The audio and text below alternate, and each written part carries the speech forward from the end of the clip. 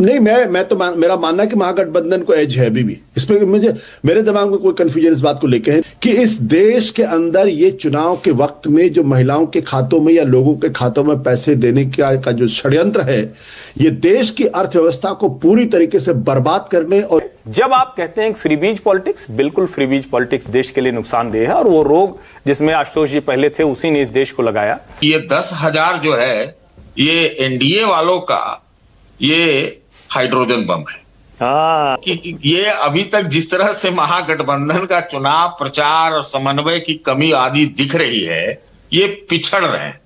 मैं आपको कहूं, वोट चोरी यात्रा सब निकाल लें, लेकिन वे पिछड़ रहे हैं। सतीश जी ने जिस तरह से चिंता व्यक्त की है कि राहुल जी कोलंबिया चले गए, सतीश जी ने एक शब्द का इस्तेमाल किया, तेजस्वी की लुटिया डुबोई जा रही है। मुझे जरा सा भी भ्रम नहीं है, एनडीए की सरकार बहुत जबरदस्त तरीके से बिहार में लौटने जा रही है। यदि ऐसा हुआ कि एनडीए को इसमें फायदा नहीं हुआ इस चुनाव में, तो मेरा पैसे पर से भरोसा उठ जाएगा। समझे? मुझे अभी लग रहा है कि एनडीए को एज है। हाँ, और प्रशांत किशोर जी उसमें मदद कर रहे हैं। नमस्कार दोस्तों, बिहार का इलेक्शन नज़दीक है और चुनावी सरगर्मी बढ़ती जा रही है। सत्ता पक्ष और विपक्ष के बीच में ज़बरदस्त बहस जारी है। अब चूंकि नीतीश बाबू की सरकार लगभग 20 साल बिहार में राज कर रही है, तो अब विपक्ष के पास उन्हें घेरने का सबसे अच्छा मौका है। वो अनगिनत मुद्दे उठा सकते हैं सरकार को घेरने के लिए, सत्ता पक्ष को उखाड़ने के लिए। लेकिन राहुल गांधी ने जो मुद्दा उठाया वोट चोरी का, लगता है उसने दूसरे मुद्दों को हाईजैक कर लिया। और इसी दौरान नीतीश बाबू ने अपना मास्टर स्ट्रोक खेला है 10,000 रुपये महिलाओं के खाते में डालने का। अब इससे विपक्ष पूरी तरीके से हिल गया है। नगद नारायण है, जिसके हाथ में पैसा आएगा वोट वहाँ जाएगा। तो अब विपक्ष थोड़ा सा टेंशन में आ गया है। इसके अलावा तीसरा खेमा प्रशांत किशोर का एंट्री का, उन्होंने भी बिहार इलेक्शन में अपनी दस्तक दे दी है, जिससे विपक्ष के चेहरे पे टेंशन की लकीर दिखाई दे रही है। अगर वो वोट काटते हैं तो किसका काटेंगे, और अगर वो किंग मेकर की भूमिका में आते हैं तो किसको सपोर्ट करेंगे। इसने भी चुनावी बिहार के इलेक्शन को और भी इंटरेस्टिंग बना दिया है। और मुस्लिम वोट को साधने के लिए AIM का भी एंट्री है। तो ये सारे मुद्दे मिलकर विपक्ष के लिए एक परेशानी खड़ी कर सकते हैं। दोस्तों, इस डिबेट वीडियो में भी इसी मुद्दे पर चर्चा की गई है। आशुतोष, जो हमेशा कांग्रेस का पक्ष रखते आए हैं, वो अभी भी बोल रहे हैं महागठबंधन को थोड़ा एज है। लेकिन सबसे बड़ी चीज़ है सतीश के सिंह, जो हमेशा राहुल गांधी को सपोर्ट करते आए हैं, उन्होंने बोला है इस बार कि वो पिछड़ रहे हैं। यानी कि दिखाई दे रहा है एनडीए की सरकार। और हर्षवर्धन त्रिपाठी, जो अक्सर बीजेपी का पक्ष रखते हैं, वो खुलकर बोल रहे हैं बीजेपी की सरकार। आओ दोस्तों, एंजॉय करते हैं इस डिबेट वीडियो को और देखते हैं किस प्रकार के तर्क इन पत्रकारों ने रखे हैं और हम इस डिबेट वीडियो से किस निष्कर्ष पर पहुंच सकते हैं। आशुतोष, पहले आप ही से शुरू कर रहा हूं। प्रशांत किशोर 23% पर दूसरे नंबर पर आ गए मुख्यमंत्री की रेस में। आपको यकीन हो रहा है या आपको लगता है कि हवा हवाई है? नहीं, मुझे नहीं लगता कि प्रशांत किशोर ने इतनी ऊंची छलांग लगाई होगी। मुझे लगता है कि नीतीश कुमार एक खांटी पॉलिटिशियन है और 20 साल से वहां के मुख्यमंत्री हैं, तो निश्चित तौर पर उनकी लोकप्रियता में कमी आ सकती है। लेकिन उनकी लोकप्रियता में इतनी कमी आ जाएगी कि प्रशांत किशोर से पीछे हो जाएंगे, मुझे इस पे थोड़ा शक है। और वैसे भी तमाम तरीके के जो सर्वे होते हैं पिछले दिनों, उनकी क्रेडिबिलिटी पे बहुत गहरे क्वेश्चन मार्क थे। ये मैं जरूर मानता हूं प्रशांत किशोर इस चुनाव के अंदर एक बड़े फैक्टर के तौर पर इमर्ज किए हैं, और ये भारत की राजनीति के लिए अच्छी बात है। इसलिए इसका मतलब ये है कि चाहे वो अरविंद केजरीवाल हो या प्रशांत किशोर हो या पवन कल्याण हो या फिर विजय हो, लोग अब विकल्प की तलाश में निकल पड़े हैं और लोगों को विकल्प चाहिए। तो लोगों के अंदर की बेचैनी व्याकुलता लगातार बढ़ रही है। और अगर लोग अगर स्टेटस को, इस पॉलिटिकल पार्टीज अगर उनकी उम्मीदों को, आकांक्षाओं को अगर नहीं एड्रेस करेंगी, तो लोग विकल्प की तलाश में भागेंगे।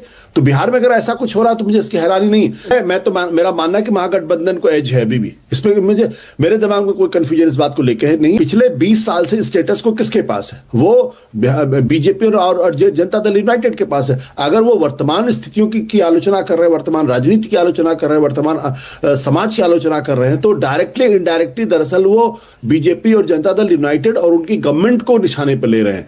जो कुछ पिछले 20 साल में, उसके लिए आप तेजस्वी यादव को जिम्मेदार नहीं ठहरा सकते, ना लालू यादव को जिम्मेदार ठहरा सकते। अगर आज बिहार के अंदर गरीबी है, बिहार के अंदर भुखमरी है, पर कैपिटा इनकम में बिहार हिंदुस्तान में सबसे पीछे है, और आप बिहार के किसी कोने में चले जाइए, आपको एक बिल्कुल एहसास हो जाएगा कि ये हिंदुस्तान का सबसे गरीब तबका यहां रहता है, सबसे ज्यादा माइग्रेशन बिहार से बाहर के स्टेट को होता है। तो उसके लिए 20 साल में नीतीश कुमार ने क्या किया है, ये सवाल का जवाब तो उनको देना पड़ेगा। अगर इतनी गरीबी है, जंगल राज है, इसलिए मैं आपको, हाँ ठीक है, और अगर गरीबी है और हम मानते हैं तो 10,000 रुपए तो उसके लिए बहुत होते हैं।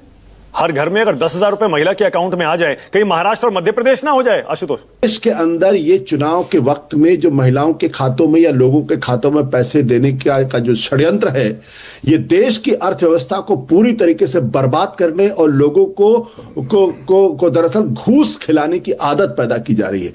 ये एक राष्ट्रीय रोग में तब्दील हो चुका है, ये एक राष्ट्रीय बीमारी है, और इस राष्ट्रीय बीमारी के लिए मैं सारे राजनीतिक पार्टियों को बराबर के तौर पर खलनायक मानता हूं। एनडीए जो है वो सिर्फ राज की नीति करती है। राज कैसे हो, राज की नीति कैसे हो।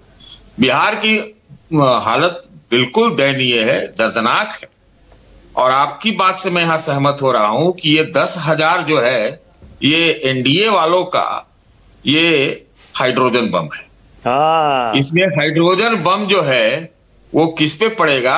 जनता के घर में तो बढ़िया ऑक्सीजन आया है महिलाओं का, ये महागठबंधन पर ये एकदम जो है हाइड्रोजन का बम का काम कर रहा है, और निश्चित रूप से वहां पर 10,000 50 लाख रुपए के बराबर होता है, जहां निर्धन हो, गरीब हो, मजलूम हो, बेरोजगार हो, पलायन करने वाले लोग हो, वो काम निश्चित रूप से करेगा। प्रशांत किशोर, मैं शुरू में उनको कुछ उतना भाव नहीं देता था, लेकिन वो ठीक है। और ये जो अभी बम फोड़ रहे हैं एनडीए के मंत्रियों पर, अभी थोड़े दिन के बाद आप देखिएगा वो महागठबंधन के लोगों पर भी बम फोड़ने वाले। कि ये अभी तक जिस तरह से महागठबंधन का चुनाव प्रचार और समन्वय की कमी आदि दिख रही है, ये पिछड़ रहे हैं। मैं आपको कहूं, वोट चोरी यात्रा सब निकाल लें, लेकिन वे पिछड़ रहे हैं। इनका तो मुख्यमंत्री का कैंडिडेट भी अभी घोषित नहीं है, और वो घोषित भी होगा या क्या होगा जब कोलंबिया से विपक्ष के नेता आएंगे तभी ना बिहार जाएंगे, क्या करेंगे। तो ये मुद्दा है आए 8 महीने से, और अचानक अब चले गए कोलंबिया में। ये रणनीति ठीक नहीं है। और देखिए एनडीए सामने है, 10, 15, 20 हजार कुछ लाई पहले नहीं, अभी झोला में नहीं बोड़ा में भर भर के पैसा दे रही है गरीबों को। तो ये होती है राज की नीति। और वो शायद वो हो सकता है कि अचकन पहन के कोलंबिया में राजनीति कर रहे हो। बोलिए आशुतोष, बोलिए। मुझे नहीं मालूम था कि आप, मैं तो सोचता था आपको विचारों में बड़े प्रगतिशील होंगे, इतने कंजर्वेटिव मुझे तो उम्मीद नहीं थी। अरे भाई, मैं इसको बिल्कुल, इस थियरी को बिल्कुल नहीं मानता हूं कि एक आदमी 18 घंटे काम करता है। मेरा मानना है कि जो आदमी दावा करता है मैं 18 घंटे काम करता हूं, मैं उसको बिल्कुल भाव नहीं देता। मैं उसको मानता हूं जो 6 घंटे काम करे, क्वालिटेटिव काम करे। क्या हो रही है, प्रशांत किशोर पिछले 3 साल से काम कर रहा है बिहार में, ये ठीक। और आप अभी 8 महीना पहले शुरू करके बीच में कोलंबिया हो आते हैं। मुझे लगता है, मुझे उस पर कोई आपत्ति नहीं है, जाए वहां। नहीं, मुझे ये लग रहा है कि सर, लेकिन ऐन वक्त। ठीक है, ओके। अब हर्षवर्धन त्रिपाठी एक सवाल पूछ रहे हैं। हर्षवर्धन त्रिपाठी, सतीश जी ने कहा 3 साल से प्रशांत किशोर काम कर रहे हैं, और ये 8 महीना हम शुरू होते हैं, खत्म हो जाते हैं, 2 बार विदेश घुमाए। सर्वे जो कह रहा है उससे मैं सहमत नहीं हूं। मैं बिल्कुल नहीं मानता हूं कि प्रशांत किशोर अचानक इतने बड़े नेता हो गए हैं बिहार में कि वो नंबर 2 की पोजीशन पर आए। ये प्रेसिडेंशियल स्टाइल का इलेक्शन है नहीं, लेकिन प्रशांत किशोर जानते हैं, वो मोदी जी से लेकर सबके साथ काम किए, तो उनको आइडेंटिटी पॉलिटिक्स का मतलब पता है। उस आइडेंटिटी पॉलिटिक्स को कर रहे हैं, और अच्छा है अगर कोई नेता आ रहा है, नया विकल्प मिल रहा है। लेकिन मुझे जरा सा भी भ्रम नहीं है, एनडीए की सरकार बहुत जबरदस्त तरीके से बिहार में लौटने जा रही है, और उसके 3 बड़े कारण। पहला बड़ा कारण, जिसको मैं बार बार कह रहा हूं, कि 20 साल की सरकार के बाद अगर किसी सरकार के खिलाफ नाराजगी न दिखे, तो इससे ज्यादा, मतलब वो कहना नहीं चाहिए, किसी को बुरा न लगे, लेकिन नकारा विपक्ष नहीं हो सकता है अगर 20 साल के बाद भी एंटी इनकम्बेंसी। नंबर 1।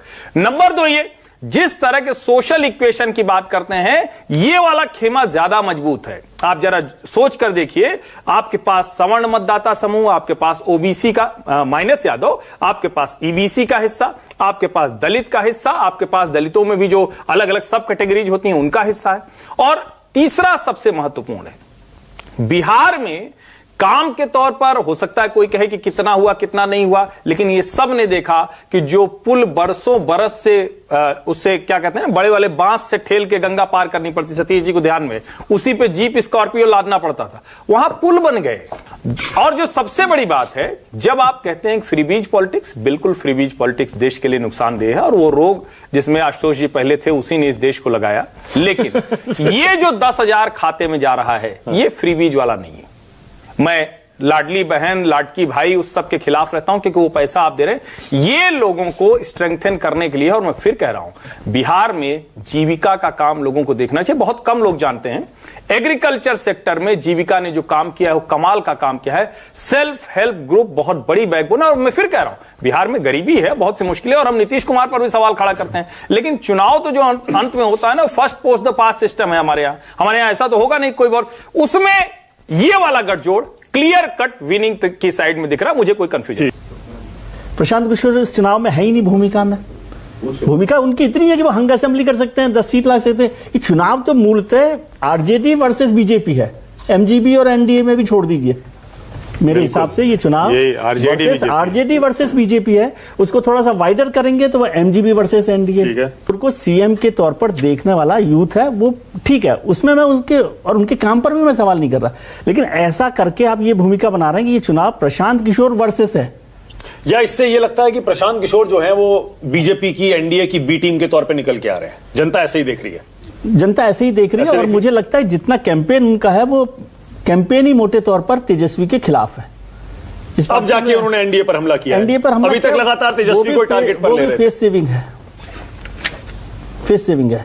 और क्या है उनके पास जो वोट है, उसको कोशिश कर रहे हैं कि वो एमजीबी के वोट को कितना कम कर सकते हैं, ज्यादा कर सकते हैं। वोट जो है क्या मुद्दा उनका? भ्रष्टाचार है, युवा रोजगार है। मैं इस पर आपत्ति नहीं कर रहा। यही मुद्दा तो तेजस्वी जी का है, तो किसका वोट काटेंगे वो? उसी मुद्दे पर जब दो लोग एक साथ चल रहे हैं, तो इसका मतलब उनकी लड़ाई मोटे तौर पर इनडायरेक्टली तेजस्वी जी के साथ खिलाफ है। यदि ऐसा हुआ कि एनडीए को इसमें फायदा नहीं हुआ इस चुनाव में, तो मेरा पैसे पर से भरोसा उठ जाएगा। समझे? तो इतनी बड़ी योजनाएं चुनाव से पहले खड़ी करके भी 10,000 रुपए बहुत एक बार में आना, और गरीब के लिए, कमजोर आदमी के लिए 10,000 रुपए लेना। और सब लोग यहाँ पर आशुतोष जी जैसे लोगों के साथ तो मैं उम्मीद करता हूँ कि इसको इलेक्टोरल ब्राइब के तौर पर क्यों नहीं कहते, फायदा होगा नुकसान कह रहे हो तो? हाँ, तो ये इलेक्टोरल ब्राइब है, इस पर हम लोग जोर नहीं देते, क्योंकि सब पॉलिटिकल पार्टी जो है इसको कहीं ना कहीं अपने हिसाब से लग रहा है कि एनडीए को एज है। हाँ, और प्रशांत किशोर जी उसमें मदद कर रहे हैं। सॉरी टू से, दोबारा बोलिए, क्या कहा आपने? प्रशांत किशोर जी एनडीए की एज है और प्रशांत किशोर जी उसमें मदद कर रहे हैं। इतनी भूमिका मैं उनकी इस चुनाव में देखता हूं। और वो एक इंटरव्यू में बोल भी चुके हैं कि अगर हंग असेंबली हुई तो मैं तो नीतीश जी को सीएम बनवाऊंगा, तेजस्वी को नहीं बनवाऊंगा। तो फिर अब और क्या चाहते हैं आप मुझसे? पूछिए, जब प्रशांत जी की बात पे तो भरोसा कीजिए।